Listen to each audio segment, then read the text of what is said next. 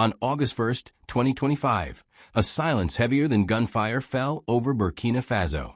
In Washington, a single sheet of paper was signed, a decree announcing a 50% tariff on the nation's most vital export, shea butter.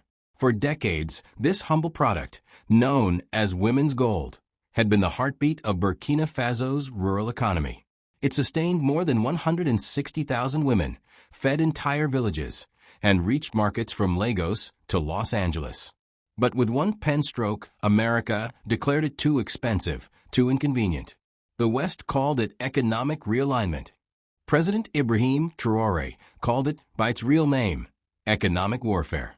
They tax our labor, our heritage, and even the hands that feed our children. But starvation will never be our chains. His words ignited a nation. Across the countryside, women sat by locked warehouses, staring at barrels of unsold butter. Truck drivers slept inside idle cabs. Cooperative leaders gathered under trees, asking the same question: was this the end? But in Ouagadougou, the young soldier-turned-president refused despair. Instead of pleading for reversal, he pivoted. Within 72 hours, Traoré summoned cooperative heads, union leaders, and ministers. His declaration was simple but defiant: they will not break us by starving our people. That phrase spread like wildfire. From dusty villages to bustling markets, it became a mantra of resistance. And then, the counterpunch. On August 4th, Beijing's Ministry of Commerce issued emergency import licenses for 128 Chinese companies. The deal was unlike anything Africa had seen: multi-year contracts, direct access to ports, guaranteed refining rights, with no debt traps, no vague aid promises. It was trade, pure and simple. Suddenly, what the U.S. tried to crush had become the core of a new global axis. Markets trembled. In London, traders scrambled as Shea futures spiked. In New York, cosmetic giants panicked, unable to replace the creamy texture of Burkina Faso's butter. American beauty brands admitted their creams no longer felt the same. Customers noticed. Small businesses in Chicago and Miami complained of empty shelves.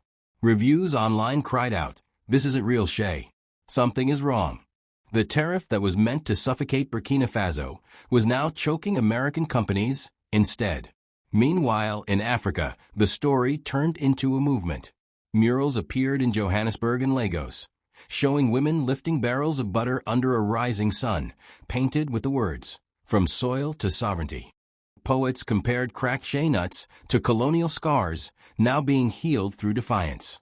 Radio stations played songs celebrating the women who carried an economy on their backs.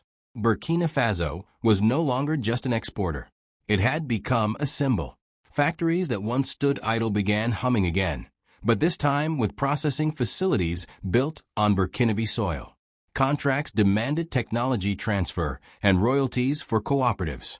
Women who once cracked nuts barefoot now scanned digital invoices, learned logistics, even spoke Mandarin with new partners. For the first time in decades, sovereignty wasn't just a slogan. It was a structure. And the ripple spread. In Ghana, officials began exploring domestic cocoa refining. In Senegal, whispers grew about cashew oil independence. Across Africa, the question was no longer can we, but will we? In Washington, silence turned bitter. The tariff meant as a display of dominance had backfired spectacularly. Small businesses suffered, consumers revolted, and analysts quietly admitted that the policy had driven Africa closer to Beijing. Europe, too, felt the shock. Paris found itself locked out of a market it once dominated. Brussels debated how to re-engage without looking desperate. The old order was cracking. Meanwhile, Russia applauded Burkina Faso's defiance. Beijing celebrated its foothold in West Africa. And African nations watched carefully, asking, could cocoa, cotton, or gold be the next weapons of sovereignty? The message was unmistakable. A landlocked nation once dismissed as fragile had redrawn the map of global trade. And through it all, Traoré stood firm. He reminded his people, we will not outsource our justice. We will not beg for dignity. Sovereignty is not given. It is built. By mid-August, the effects were visible everywhere. Logistics hubs cut delays by nearly 40%.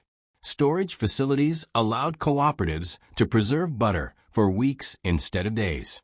Payments that once arrived late now landed in bank accounts within 72 hours. For mothers budgeting food and school fees, the change was immediate, tangible, undeniable.